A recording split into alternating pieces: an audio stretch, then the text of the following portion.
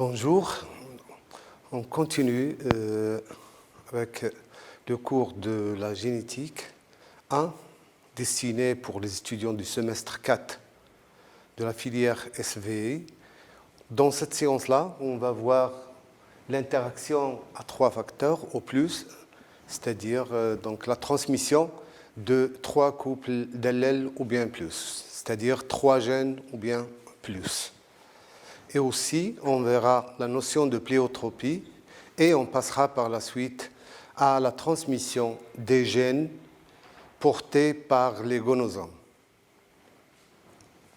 Donc, dans le cas où on a 3 facteurs qui interagissent, c'est-à-dire 3 gènes indépendants, donc on va appeler ces gènes-là grand A, petit a, pour le premier gène, grand B, petit b pour le deuxième gène et grand C, petit c pour le troisième gène. Donc ce sont 3 gènes qui sont indépendants et ce sont des gènes qui possèdent chacun un allèle dominant qui est noté en majuscule et un allèle récessif noté en minuscule. Donc il y a dominance complète d'un allèle sur l'autre au niveau de chaque locus. En F2, on obtient 8 classes phénotypiques. 8 classes phénotypiques avec la proportion suivante, savoir donc pour le premier type génotype, donc les génotypes qui possèdent au moins 3 allèles dominants au niveau donc, de chaque locus, avec une proportion de 27/64, 3 autres classes génotypiques avec des proportions de 9/64 et 3 classes génotypiques avec des proportions de 3/64 et enfin le triple homozygote récessif avec une proportion de 1/64. Évidemment, donc, comment on obtient ces génotypes-là? Donc, vous avez la transmission de 3 couples d'allèles. Grand A, petit a,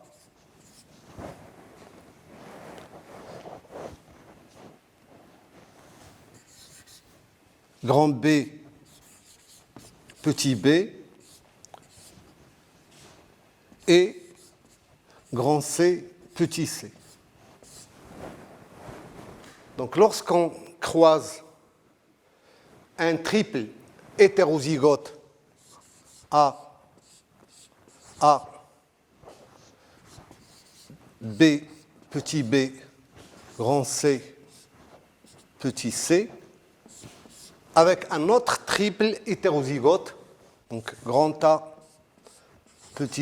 grand B, petit b, grand C, petit c, on a donc chaque parent triple hétérozygote qui produit 8 types de gamètes.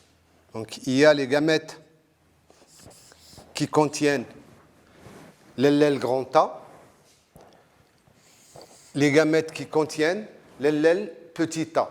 Donc ces gamètes-là ont une proportion de 50%, 50%. Un demi. Donc, la proportion de chaque gamète. Donc, il y aura des gamètes donc, avec l'allèle grand B, l'allèle petit b, donc aussi avec une proportion de 1,5. Et de même, avec l'allèle petit a, il y aura parfois donc, l'allèle grand B et parfois l'allèle petit b, et ceci avec, bien sûr, une proportion toujours de 1,5. Et bien sûr, on aura l'allèle grand C et l'allèle petit c, toujours avec une proportion de 1,5, 1,5. Donc là, on aura un gamète qui présente les allèles dominants avec une proportion de 1,5 fois 1,5 fois 1,5, donc ça fait 1/8. Donc chaque triple hétérozygote, il va produire 8 types de gamètes. 8 types de gamètes avec des proportions de 1/8 pour chaque type de gamète. Là aussi la même chose. Là aussi la même chose. Ce qui fait, donc on aura 8 types de gamètes.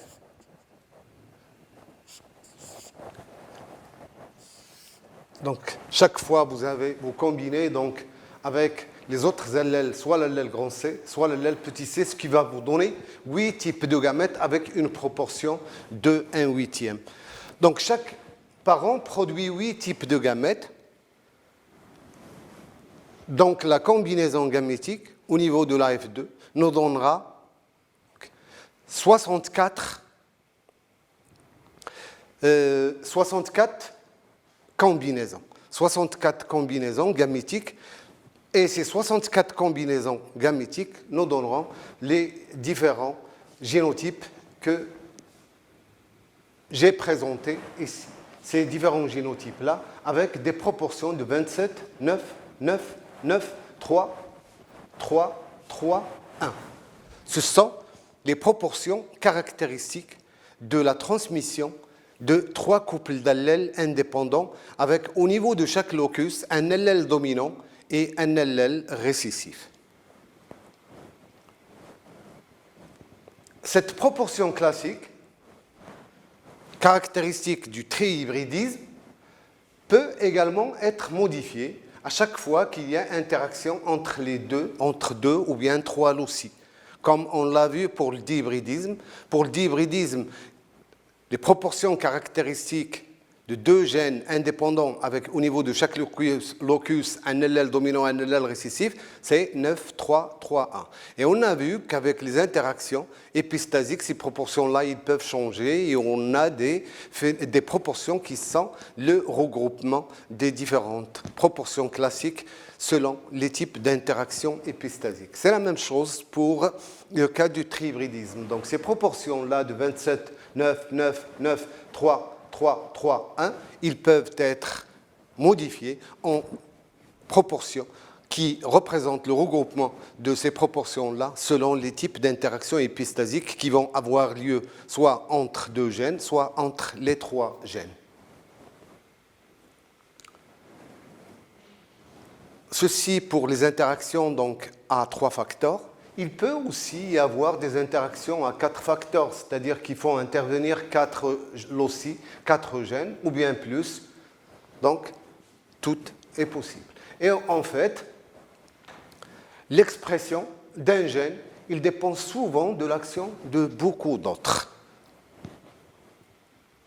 Le phénotype, donc de façon générale, le phénotype, c'est le résultat de l'expression ultime des interactions entre les gènes et aussi de l'environnement. L'environnement est une composante aussi qu'il faut prendre en considération. Donc, de façon générale, que ce soit donc, le cas de monohybridisme, ou bien dihybridisme, ou bien trihybridisme, ou bien polyhybridisme, donc si on a N qui représente le nombre des couples hétérozygotes en F1, on aboutit aux formules suivantes. Donc N, c'est le nombre de couples hétérozygotes en F1. Donc on a les formules suivantes. Donc on a le nombre de types de gamètes fournis par la F1 qui est égal à 2N. Si vous prenez par exemple une F1 hétérozygote pour un seul locus, c'est-à-dire donc une F1 où je vais avoir un génotype grand A, petit a. Donc j'ai N qui est égal à 1 parce que l'individu est hétérozygote au niveau d'un seul locus. Donc cet individu-là, il produira 2 types de gamètes. 2 à la puissance n, donc 2 à la puissance 1, produira 2 types de gamètes. À savoir des gamètes A et des gamètes petit a. Donc des gamètes qui contiennent l'allèle dominant grand A et des gamètes qui contiennent l'allèle récessif petit a. S'il s'agit de deux gènes et la F1 est hétérozygote, donc cette fois-ci, il est hétérozygote pour deux gènes. Donc, et j'ai un génotype, donc grand A, petit a, grand B, petit b. Donc le nombre de gamètes que va produire cet individu-là, c'est 2 à la puissance n, donc 2 à la puissance 2, ce qui est égal à 4. Donc 4 types de gamètes. Ces gamètes-là, ce sont évidemment les gamètes qui contiennent les deux allèles dominants grand A, grand B, les gamètes avec un allèle dominant grand A et un allèle récessif petit b, des gamètes avec un allèle récessif petit a et un allèle dominant grand B, et des gamètes qui contiennent les allèles récessifs des deux locus petit a, petit b. Donc 4 types de gamètes. Donc à chaque fois, vous avez le nombre de gamètes qui est égal à 2 à la puissance n, avec n qui est le nombre de locus hétérozygotes.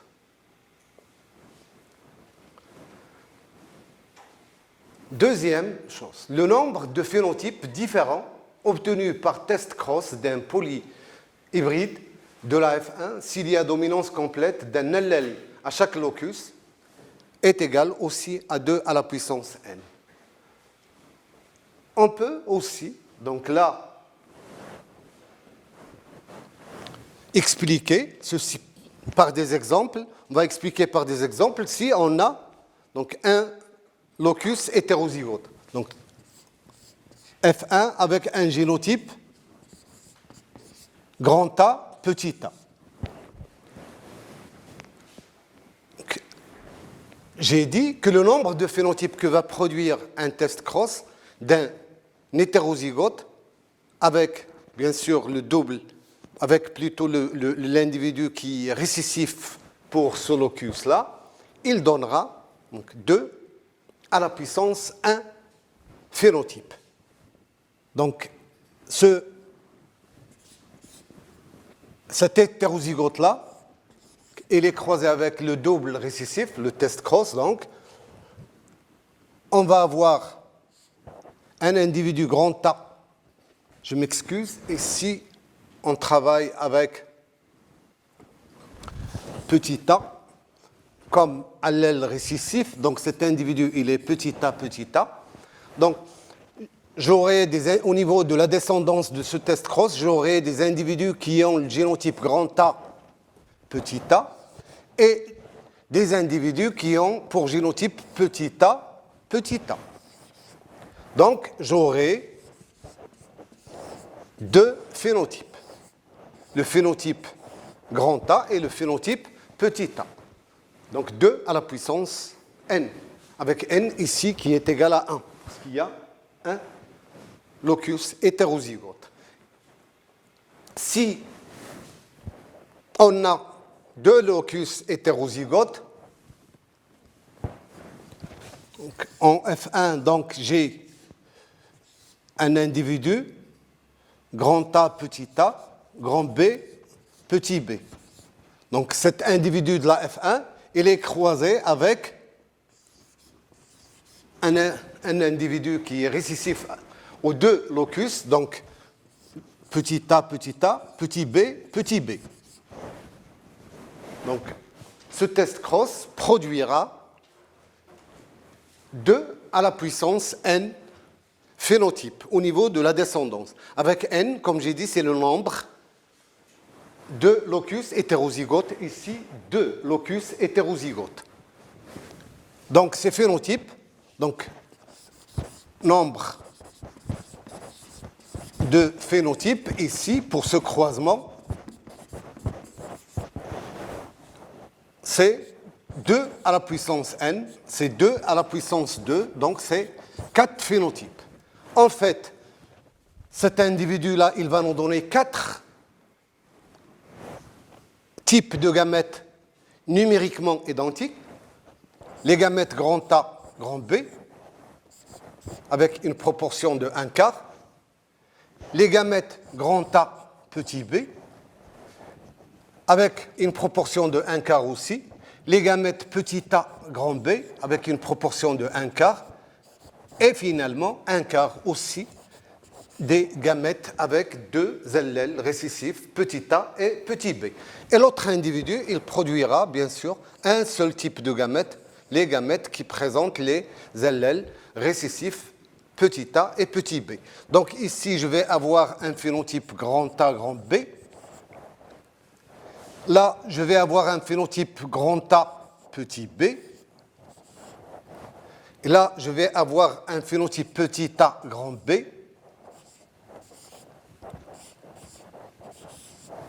Et enfin, là, je vais avoir un phénotype petit a, petit b, avec bien sûr des proportions de 1 quart, 1 quart, 1 quart, 1 quart. Donc, au niveau de la descendance de ce test cross-là, j'ai 4 phénotypes, 2 à la puissance n. Aussi, le nombre de phénotypes différents obtenus en F2, s'il y a dominance complète d'un allèle à chaque locus. Donc, si nous avons au niveau de chaque locus un allèle dominant et un allèle récessif, le nombre de phénotypes qu'on va avoir en F2, elle est égale à 2 à la puissance n, avec n toujours qui est égal au nombre de loci hétérozygotes. Là aussi, dans le cas du monohybridisme, on a au niveau de la F2 deux phénotypes, 2 à la puissance 1. Au niveau de la F2 d'un dihybridisme, 2 gènes, nous avons 2 à la puissance 2. Donc on a 4 phénotypes au niveau de la descendance F2, avec les proportions de 9, 3, 3, 1. Et dans le cas du monohybridisme, j'ai oublié, les proportions, c'est 3, 4, 3 sur 4 plutôt, 1 sur 4. 3 quarts, 1 quart. Aussi, le nombre de génotypes différents qu'on obtient quand on a 3, plutôt quand on a n locus hétérozygotes est égal à 3 à la puissance n. Par exemple, dans le cas du monohybridisme, donc la F1, on a des individus grand A, petit a, donc hétérozygotes pour un locus. Donc je dois avoir 3 à la puissance 1, ça fait 3 génotypes de cette F1-là au niveau, donc lorsque je croise les individus F1, on va avoir au niveau de la F2 3 à la puissance n génotypes. 3 à la puissance 1, donc 3 génotypes. Ces génotypes-là, ce sont évidemment les génotypes grand A, grand A, grand A, petit a, les hétérozygotes, les homozygotes pour l'allèle dominant et les homozygotes pour l'allèle récessif petit a, petit a. 3, donc, génotypes. La même chose pour le cas où on a 2 locus hétérozygotes. Donc, je vais avoir 3 à la puissance 2, c'est 9 génotypes. Les 9 génotypes qu'on a au niveau de la F2 dans le cas d'un dihybridisme.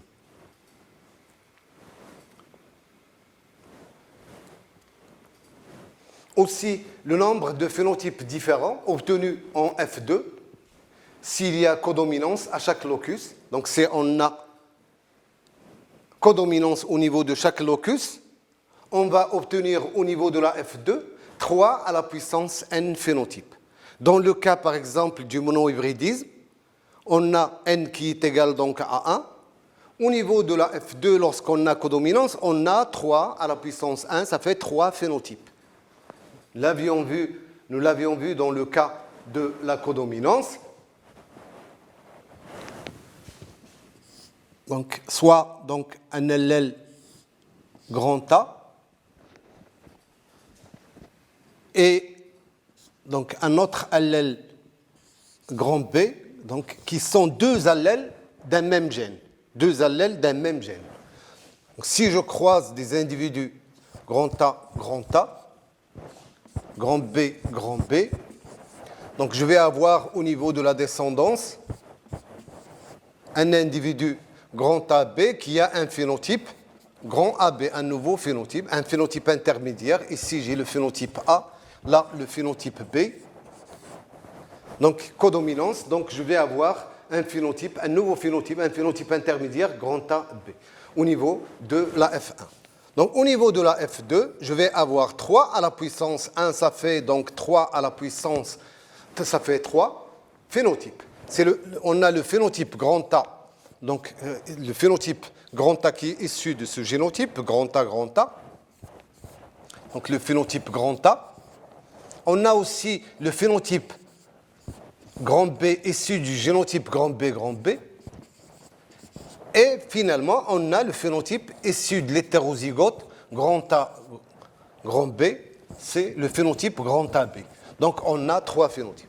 La même chose, si vous avez le dihybridisme, c'est-à-dire 2 cas, 2 locus au niveau desquels il y a codominance, donc codominance au niveau de chaque locus, vous allez avoir 3 à la puissance 2, ça fait 9 phénotypes au niveau de la descendance.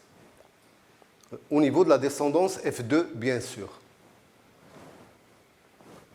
Autre chose, donc le nombre de combinaisons gamétiques différentes à partir de la F1 est égal à 4 à la puissance n. Le cas du monohybridisme, vous avez donc l'individu qui est hétérozygote au niveau d'un seul locus, donc n est égal à 1. Les différentes combinaisons gamétiques que je vais avoir au niveau de la F1, c'est plutôt 4 à la puissance 1, donc c'est 4.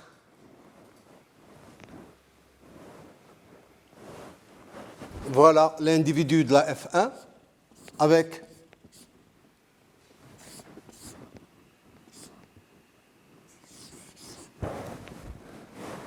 un génotype hétérozygote, grand A, petit a. Donc, à partir de cet individu-là, j'ai 2 types de gamètes. Grand A, petit a, grand A et petit a, pour chaque parent. Donc, les combinaisons gamétiques, j'en ai 4. Donc, 4 à la puissance 1. J'ai donc grand A, grand A, grand A, petit a, grand A ici, petit a. Et j'ai petit a pour ce parent, grand A pour l'autre parent. Donc, c'est grand A, petit a, et j'ai l'homozygote. Donc, j'ai 4 combinaisons gamétiques. Dans le cas d'hybridisme, n est égal à 2. Donc, j'aurai 4 à la puissance 2, ça fait 16 combinaisons gamétiques. Les 4 gamètes d'un parent, les 4 gamètes du deuxième parent, et bien sûr, je vais avoir 4 à la puissance 2, ça fait 16 combinaisons gamétiques au niveau de la F2. Aussi, la taille minimum de la population permettant la recombinaison au hasard de tous les gamètes F1 est égale à 4 à la puissance n. C'est-à-dire qu'au niveau donc, de la population F2, l'échantillon qui représente l'échantillon représentatif de la population F2, il va contenir au moins 4 à la puissance n combinaisons gamétiques. Donc 4 à la puissance n individus. Pour donc, une étude de cette population, l'échantillon il doit contenir au moins 4 à la puissance n.